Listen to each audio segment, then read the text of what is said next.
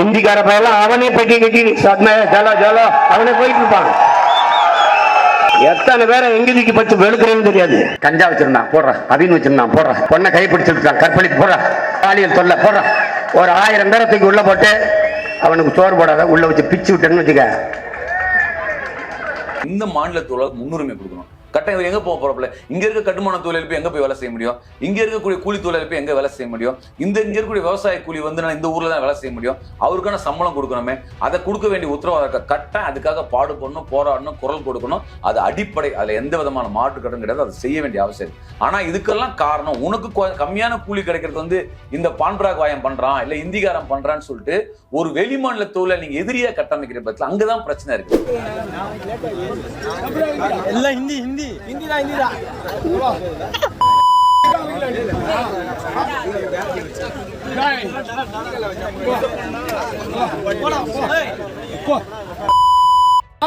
உங்களை அடிக்கிறான் போட்டா போட்டா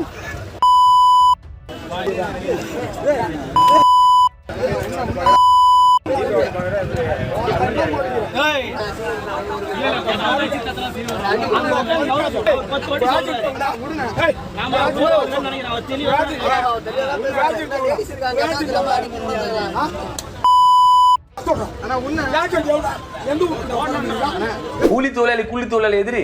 அந்த கூலி தொழிலாளி இங்க வர வச்சு அந்த பின்னாடி இருந்து வேலை செய்யக்கூடிய அரசியல் யாரு? அந்த அரசியலை பண்ணக்கூடிய அந்த அயோக்கியர்கள் தான் நம்ம அடையாளம் காட்ட வேண்டும். இந்தியாவினுடைய ஒட்டுமொத்த மக்கள் தொகையில 13% இருக்கக்கூடிய இஸ்லாமியர்களின் இந்தியாவின் எதிரியாக, இந்து மக்களின் எதிரியாக திட்டமிட்டு கட்டமைத்துட்டாங்களா இல்லையா? இப்ப வட இந்தியா முழுக்க என்ன அங்க சோத்துக்கு வழியில தானே வராங்க.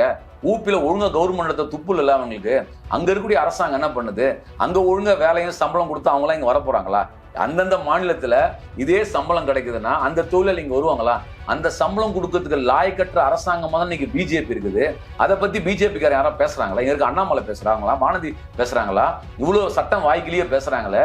தமிழ்நாட்டை பத்தி கேட்கறாங்க, கேள்வி கேட்கறாங்க. நம்ம திருப்பி கேட்கறோம், ஏன் நீ ஆட்சி செய்யற மாநிலத்துக்கு வந்து ஒழுங்கா சம்பளம் கொடுக்கல, ஒழுங்கா கூலி கொடுக்கல?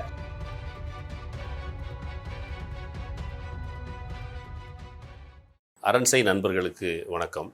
அரண்சை ஊடகம் சுயேட்சையாக இயங்குவதற்காகவே உருவாக்கப்பட்டது. நாம் செய்கிற வேலை உண்மையிலேயே மக்களுக்காக செய்கிறோம் என்பதை நீங்கள் நம்பினால், வாய்ப்பு இருந்தால் இந்த ரேசர் பே QR கோடுக்குள்ளே நீங்கள் வந்து அதை ஸ்கேன் பண்ணி எங்களுக்கு உங்களால் இயன்றதை விருப்பம் இருந்தால் ஆதரவு தெரிவிக்கலாம். வணக்கம், இது அரண்சை. நான் தேவபாஸ்கர். இந்த நேர்காணலில் மார்க்சிஸ்ட் கம்யூனிஸ்ட் கட்சியின் மத்திய சென்னை மாவட்ட செயலாளர் திரு செல்வா அவர்கள். வணக்கம்.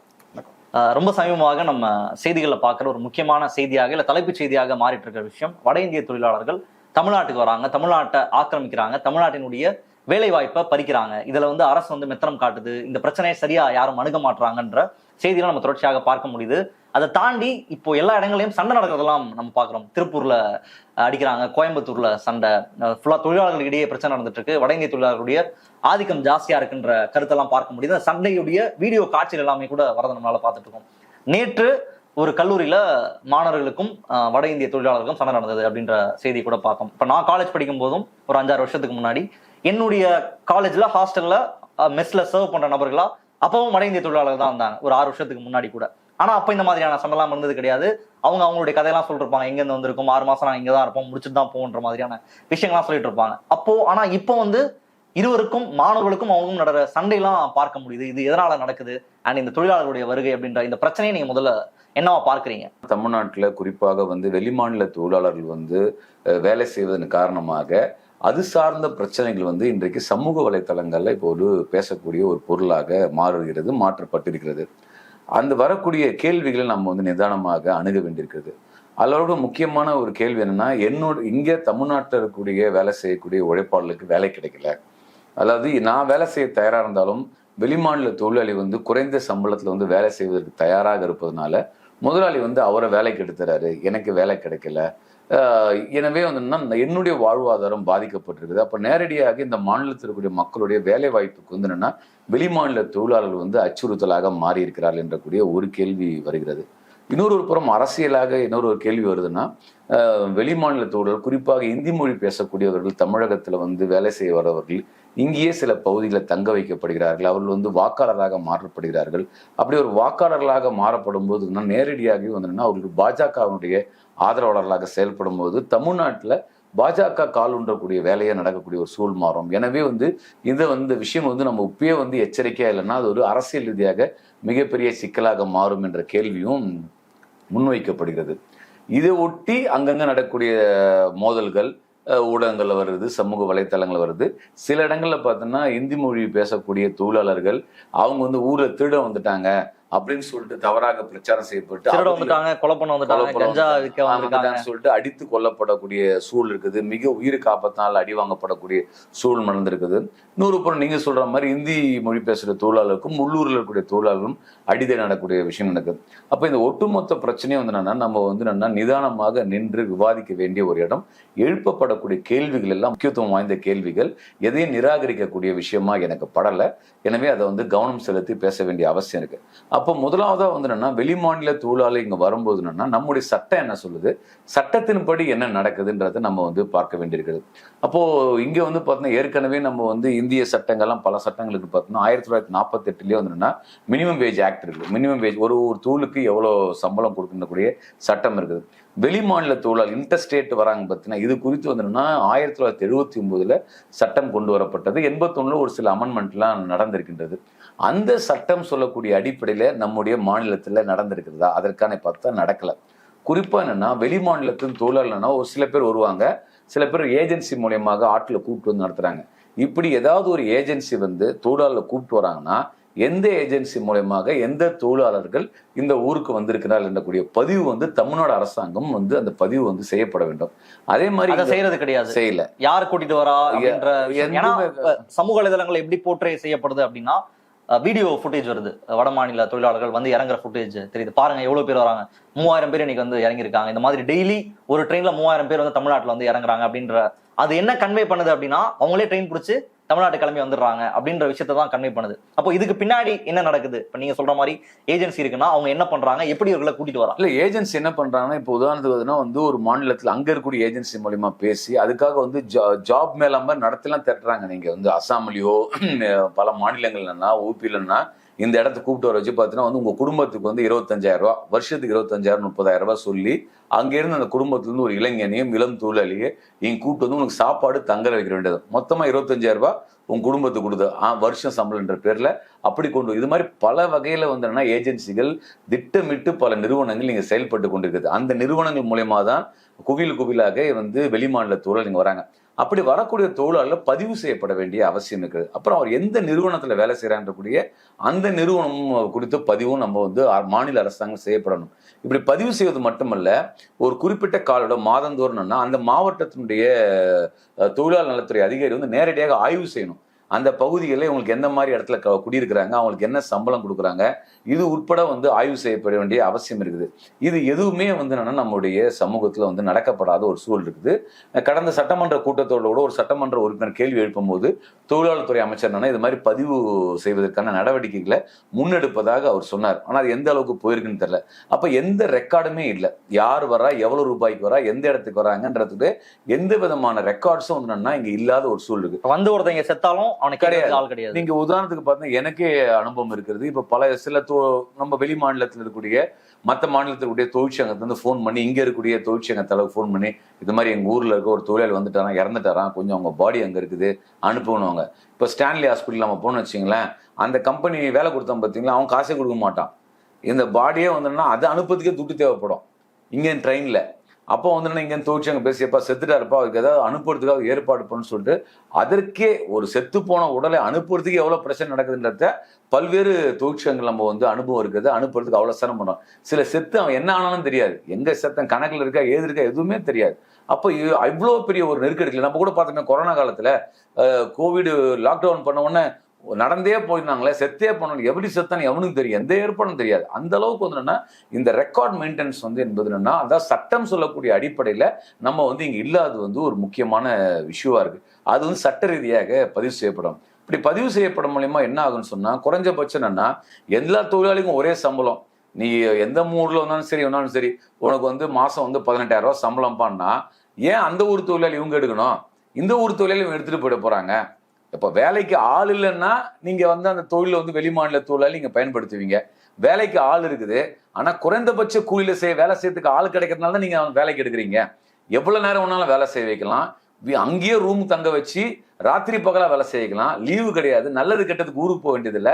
அப்போ ஒரே இடத்துல இருந்து உழைப்ப சுரண்ட முடியுன்ற ஒரு சூழல் இருக்கிறதுனால தானே அந்த தொழிலாளியை பயன்படுத்துறாங்க.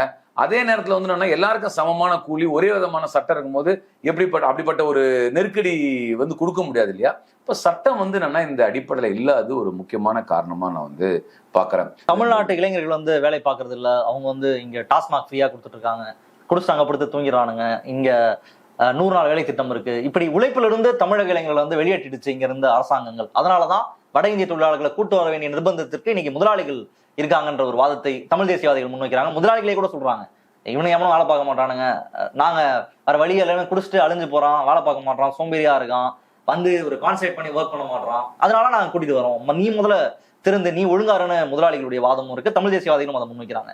இதை நம்ம என்னவா புரிஞ்சுக்கலாம்? இல்ல, இந்த வாதம் நீங்க பாருங்க, நான் என்ன கேட்கிறேன், தமிழ்நாட்டுல ஒரு சுயமரியாதை, சமூக சீர்திருத்த இயக்கம், உரிமைகளுக்காக போராடுவது என்பதுன்னா ஒரு நெடிய மரபு நம்முடைய இருக்குது. இங்க உரிமைக்கான போராட்டத்துக்காக நிற்கக்கூடிய ஒரு சூழல் இருக்கு. சோசியல் ரிஃபார்ம் மூவ்மெண்ட் எனக்கூடிய சமூக சீர்திருத்த இயக்கம் வலுவாக நடைபெற்ற ஒரு மாநிலம் தமிழ்நாடு, தென்னிந்தியா. வட இந்தியாவில் அப்படிப்பட்ட ஒரு சூழல் கிடையாது. வட இந்தியா முழுக்க பார்த்தீங்கன்னா இஸ்லாமியர் எதிர்ப்பை உருவாக்கியே அங்கே அரசியல் நடத்தப்பட்ட ஒரு இடம் நமக்கு நன்றாக தெரியும். அதே மாதிரி கல்வியில, சமூக பொருளாதார கூறுகளில் பார்த்தீங்கன்னா மிகவும் பின்தங்கிய இடத்துல தான் இருக்கின்றது. அப்போ இங்க படித்த ஒரு இளைஞன், இளம்பெண்ணோ, நான் 8 மணி நேரம் வேலை செய்வேன், எனக்குரிய ஊதியம் கொடுன்னு கேட்பது சோம்பேறித்தனமா? வாரத்துல 6 நாள் வேலை கொடுங்க, 1 நாள் விடுப்பு கொடுங்க அப்படின்னு கேட்பது அது என்ன தவறான விஷயமா? அல்லது அவங்க சட்டப்படி செயல்படுன்னு சொல்லி கேட்பது உரிமைக்கான ஒரு முழக்கம் தானே? அதை எப்படி நீங்க கொச்சைப்படுத்த முடியும்? என்ன இங்க பிரச்சனைன்னா, இங்க ரைட்ஸ், உரிமையை கேட்பதற்கு வந்திருக்காங்கன்னா அதை பாசிட்டிவா பார்க்கணும். நான் என்ன கேட்குறேன், இப்போ நீ மெட்ரோ ட்ரெயின் வேலை நடக்குது, இப்போ நீங்கள் சென்னையில் மற்ற இடத்துல மெட்ரோ ரயிலில் என்னன்னா அந்த வேலை செய்யக்கூடிய தொழிலாளி முழுக்க பாருங்க வெளிமாநில தொழிலாக தான் இருக்கிறாங்க. ஏன் அங்கே கொடுமையான உழைப்பு சூழல் நடக்குது. நீங்கள் ராத்திரியும் பார்க்கலாமா வேலை செய்கிறாங்க. அவங்களுக்கு என்ன சாப்பாடு, அவங்க தங்க எங்கிடம் என்ன, அவங்களுக்கான வேலை வாய்ப்பு என்ன, அதெல்லாம் ஏதாவது இருக்கா? அங்கே எந்த ஏற்பாடும் கிடையாது. அப்போ இந்த மாதிரி இங்கே உள்ளூர் தொழிலாளி கேட்டால் அவங்க கேட்பான், எப்போ எனக்கு ஏன் இவ்வளோ என்ன சுரண்டுற, எனக்கு லீவு கொடு, எனக்கு இவ்வளவு நேரம் தான் வேலை செய்ய முடியும்னு கேட்பாப்புல. அப்படி கேட்கக்கூடாதுன்றதுக்காக தானே நீங்க வெளிமாநில தொழிலாளி வச்சு நீங்க அட்டூழியம் பண்றீங்க. எனவே அந்த வாதம் ஒரு ஏற்புடைய வாதமா எனக்கு கருதுல. கிரவுண்ட்ல தொழிலாளர்கள்ட்ட இருந்து அந்த கோரிக்கை எழுந்திருக்கா? நீங்க ஸ்டார்டிங்ல பேசும்பொழுது இங்க இருக்கிற வேலை வாய்ப்பை வடமாநில தொழிலாளர்கள் பறிக்கிறாங்கன்ற அந்த விஷயத்தை நம்ம பேசணும்ன்றதை குறிப்பிட்டிருந்தீங்க. அது கிரவுண்ட்ல தொழிலாளர்கள்ட்ட இருந்து வந்திருக்கா? இருக்கு. இப்போ நீங்க கட்டுமான தொழில் பாத்தீங்கன்னா நாங்க வேலைக்கு போனா 700 ரூபாய் 600 ரூபாய் சம்பளம், அவங்க 250 ரூபாய்க்கு வரதுனால எங்களுக்கு குறைஞ்ச கூலிக்கு வேலை செய்ய வேண்டிய அவசியமா மாறிடுச்சு. நீங்க சென்னையில பல பகுதியில் பாத்தீங்கன்னா பஸ் ஸ்டாண்ட்ல பாத்தீங்கன்னா கட்டுமான தொழில் உட்கார்ந்து இருப்பாங்க. காலங்கத்துல ஏன் உட்காந்துருக்காங்க? தமிழ்நாட்டு தொழில் உட்காந்து இருப்பாங்க. எதுக்கு அர்த்தம்? யாராவது நீங்க பைக்ல போயினா வேலைக்கு ஆள் வரணுமான்னு கேட்பாங்க, ஒர்க்குக்கு ஆள் வேணும்ப்பா. அப்ப கட்டுமான தொழிலாளிகள் வேலை செய்யறதுக்கு தயாரா இருக்கிறாங்க. பல பஸ் ஸ்டாண்ட்ல குவிலா உட்காந்துருப்பாங்க. சில பஸ் ஸ்டாண்ட்ல குவிலா இருப்பாங்க. அங்க மேஸ்திரி தேவையான ஆட்கள் ஆள் எடுத்துட்டு போகக்கூடிய சூழல் இருக்கு. இன்னொரு புறம் பார்த்தீங்கன்னா எல்லா ரயில் நிலையங்களும் பார்த்தீங்கன்னா வெளி மாநிலத்துலன்னா தொழிலாளர் இறங்கி அவங்களும் போய் கொண்டு இருக்கிறாங்க. அப்ப என்ன செய்யறாங்கன்னா, இங்க என்ன பிரச்சனைனா, ஒரு மனித உருவ வைத்து ஒரு வெளி மாநில தொழிலாளி வைத்துக்கொண்டு தமிழ் மாநில இங்க இருக்கக்கூடிய நிலப்பரப்புல தொழிலாளியுடைய உழைப்பை குறைஞ்ச விலைக்கு நீங்க உழைக்க வரியா? உழைக்க வரல, நான் இங்க இருக்க ஆளை வச்சு நான் பயன்படுத்திப்பேன்.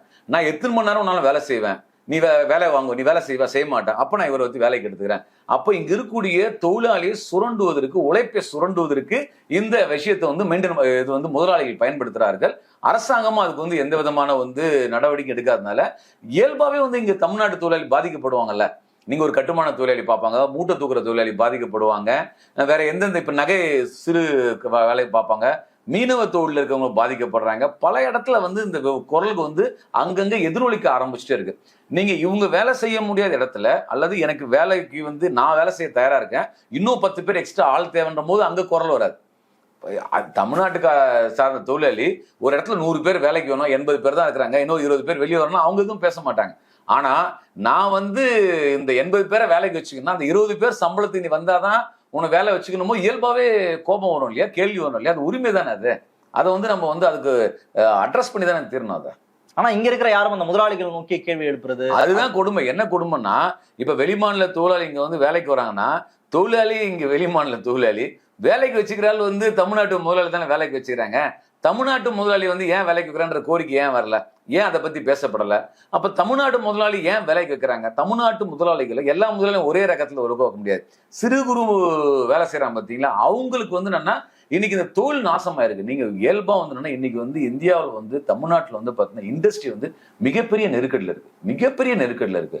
கம்பெனி வச்சிருக்க தொழிலாளி நீ போய் சின்ன சின்ன ஃபேக்டரி நடத்தணும்னா, சார் நான் கம்பெனி இழுத்து மூட்டு போயிடலாம்னு நினைக்கிறேன் சார், வாடகைக்கு வாங்கிட்டேன், ஊர்ல கௌரவமா இருக்கிறேன், மிஷின் இருக்கு, 4 பேர் வச்சு ஓட்டிட்டு ரொட்டேஷனுக்காக நான் கம்பெனி நடத்துறேன்னு சொல்லக்கூடிய ஆள் தான் வந்து பாத்தீங்கன்னா இன்னைக்கு அதிகமாயிட்டாங்க.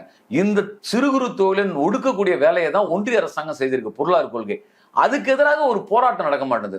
சரி, பிரச்சனைக்கு அடிப்படை காரணமே வந்து இந்த கவர்மெண்ட்டுடைய பாலிசி. அதுதானே நம்மளோட ஸ்மால் ஸ்கேல் இண்டஸ்ட்ரி காலியா இருக்கு. ரோட்டுக்கு வந்து போராடக்கூடிய அளவுல பாத்தீங்கன்னா சிறு குறு முதலாளி தயாராகவே இல்லை. ஏதாவது நிர்மலா சீதாராமன் மனு கொடுத்தோம்னா அவங்க ஏதாவது பார்த்து செஞ்சிருவான்னு பாக்குறாங்க. அந்த அம்மா ஒன்றும் கண்டுக்க மாட்டேன்னு, மோடியும் கண்டுக்க மாட்டாரு. இந்த ப்ரெஷர் வந்து அங்க வரணும். அப்ப இது ஒரு சிக்கல் இருக்கு முதலாளிங்கிட்ட. எங்க ஏன் வந்து அவங்க வந்து அடிமாட்டு வேலைக்கு வட இந்திய தொழிலாளர் பயன்படுத்தினா அதான் காரணம். இப்ப இந்த இடத்துல நம்ம அரசாங்கம் என்ன பண்ணா, முதல் வந்து 79வது சட்டம் என்ன சொல்றதோ அந்த அடிப்படையில் செயல்படுறதுக்கான ஒரு பதிவு முறையை வந்து உருவாக்க வேண்டியிருக்குது. இன்னொன்னு பாத்தீங்கன்னா லேபர் வந்து இன்ஸ்பெக்ஷன் போகணும், இன்ஸ்பெக்ஷன் பண்ணி அதற்கான வந்து நடவடிக்கை எடுக்கணும். அதெல்லாம் வந்து நடக்காம இருக்குது இந்த இடத்துல. இந்த பிரச்சனைய ஒரு தொழிலாளர் பிரச்சனையாக பார்க்காம அவங்களுடைய சம்பளம் தொடர்பான பிரச்சனை, குளோபலைசேஷன் தொடர்பான பிரச்சனை, அரசினுடைய கொள்கை சார்ந்த பிரச்சனை அப்படி எதுவுமே பார்க்காம வட இந்தியர் தென்னிந்தியர் இல்ல வடக்கன் தமிழன் இவங்க 2 பேருக்கான பிரச்சனை அப்படின்ற வகையில ஒரு வெறுப்பு, ஒரு இனவாத போக்கு நிலவரத்தையும் நம்மளால பார்க்க முடியுதா. வந்து பான்பராக் போட்டிருக்கான், நாகரிகமற்ற முறையில இருக்கான், வந்து திருடுறான், கொலை பண்றான், அவன் இந்த பூமியில கால் வச்சிருக்கதே உனக்கு ஆபத்து, நாளைக்கு அவன் என்ன வேணா பண்ணக்கூடும், உடனடியாக இதை நம்ம வந்து அகற்றி ஆகணும்ன்ற ஒரு வெறுப்பு பரவி இருக்கிறத வெளிப்படையாக சமூக வலைதளங்களை பார்க்க முடியுது. நான் எப்படி கேட்கிறேன்னா, இந்த கோரிக்கை கிரவுண்ட்ல இருந்து தொழிலாளர்கள் வைக்கிறாங்கன்ற ஒரு கோரிக்கை நீங்க சொல்லியிருந்தீங்க.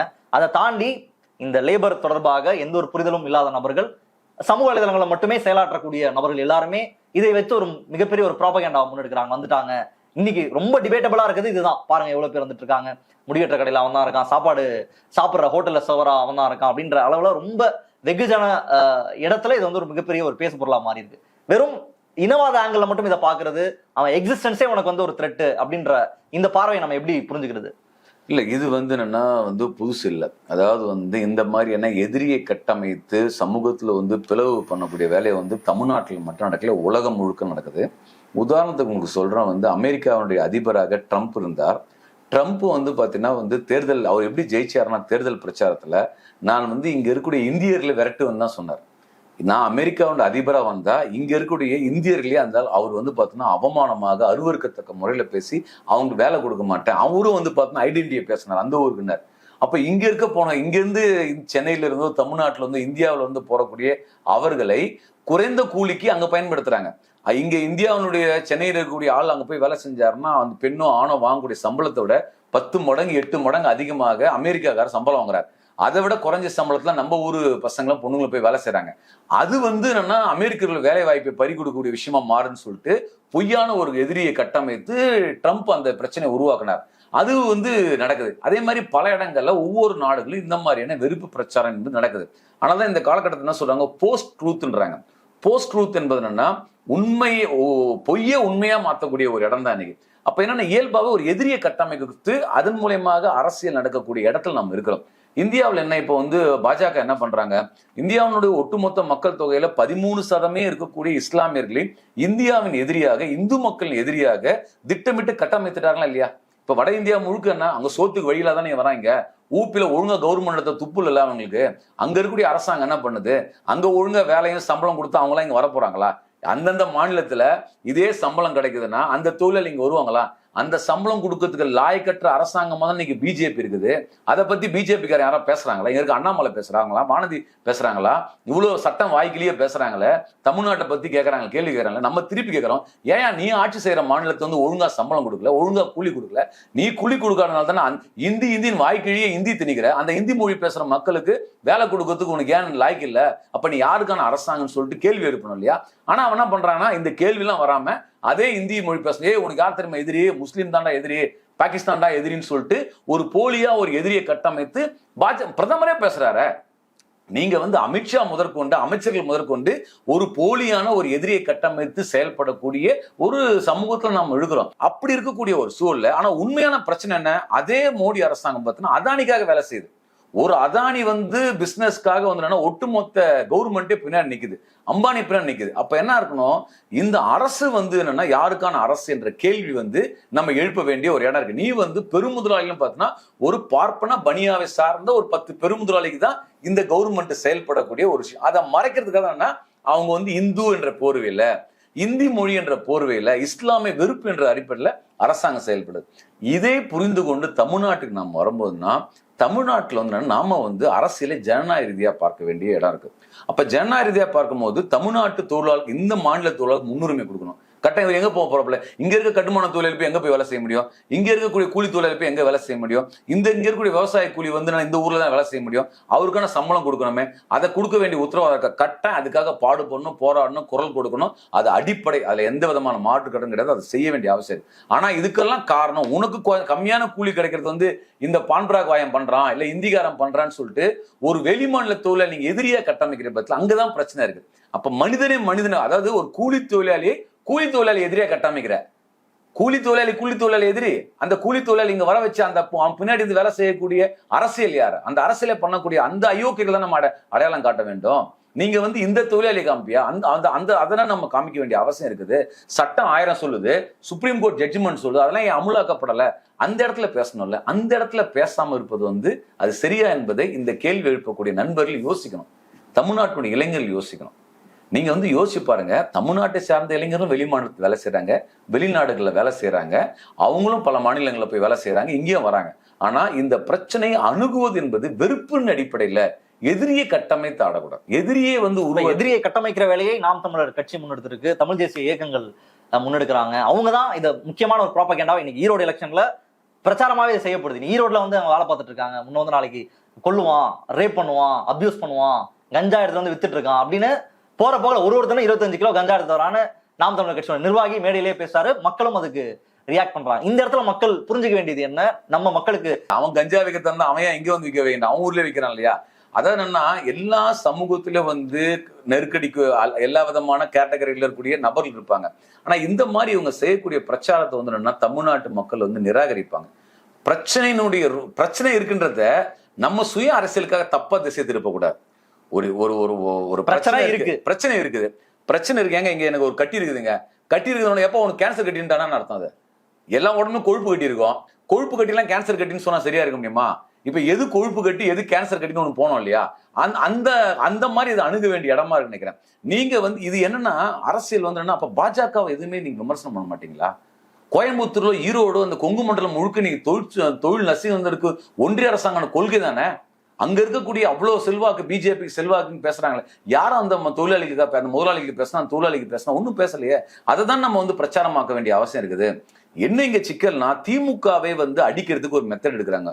அது எப்படி எடுக்கிறாங்கன்னா, அது RSS மெத்தட் தான். அது திமுகவுடைய அடிக்கிறது என்ன பண்ணா, சமூக நீதி அரசியல் ஒண்ணு இருக்கு. என்னங்க சமூக நீதி? ஒண்ணும் கிடையாதுங்க. இது இந்த சமூக நீதி அரசியலை கொச்சைப்படுத்துவது, நீர்த்து போகக்கூடிய ஒரு அரசியல் பண்றது, கிண்டல் அடிக்கிறது.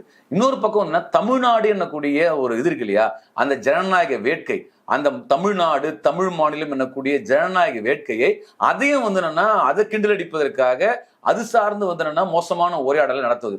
இந்த சமூக நீதி என்ற வார்த்தையும் தமிழ்நாடு எனக்கூடிய மாநிலம் சார்ந்த வார்த்தையும் அந்த அடிப்பதற்கு வந்து என்னன்னா RSS வந்து திட்டமிட்டு பல வேலைகளை இங்க வந்து பண்ணி கொண்டிருக்கிறாங்க. அதுல வந்து நம்ம மத்தவங்க போய் இரையாடக்கூடாது. அது இரையாகக்கூடிய வேலையை வந்து என்னன்னா தெரிஞ்சோ தெரியாமல சில பேர் செய்யறாங்க. ஆனா தமிழ்நாட்டு இளைஞர்கள் இதை நிராகரிப்பா உறுதியா நம்புறேன். வட இந்திய தொழிலாளர்கள் வராங்க, அவங்களால வந்து இங்க ஒரு ஆபத்து இருக்குன்ற விஷயம் தான் இன்னைக்கு கட்டமைக்கப்பட்டிருக்கு. இன்னைக்கு நடக்கிற சண்டைகள் எல்லாமே அதுதான் நிலவுது. இன்னைக்கு ஒரு சமூக வலைதளங்கள் தாண்டி களத்துல சண்டைகள்லாம் நடக்கிறதெல்லாம் பார்க்க ஆரம்பிச்சிட்டோம். இது இப்படியே விட்டுட்டு போனா நிச்சயமாக ஒரு பெரிய ஏதாவது ஒரு அசம்பாவிதத்துல கூட போய் இது கொண்டு போய் சேர்க்கலாம். இல்ல நாளைக்கு ரோட்ல பாக்குற ஒரு வட இந்திய தொழிலாளரை யாராவது போட்டு அடிக்கலாம், என்ன வேணா நடக்கலாம், இது எங்க வேணா போகலாம். அந்த அளவுக்கு இன்னைக்கு நாட்டுல பிரச்சனைன்றது போயிட்டு இருக்கு. ஸோ மக்கள் என்ன புரிஞ்சுக்கணும், எந்த கேள்வி எடுக்கணும், what is the right question, இந்த விஷயத்துல மக்கள் எழுப்ப வேண்டிய முக்கியமான கேள்வி என்ன? அரசாங்கம் தான் இதுல வந்து கவனம் தேடும். மக்கள் நம்ம விருப்பப்பட்டாலும் செய்ய வேண்டியது என்ன, அரசாங்கம் தானே செய்யணும்.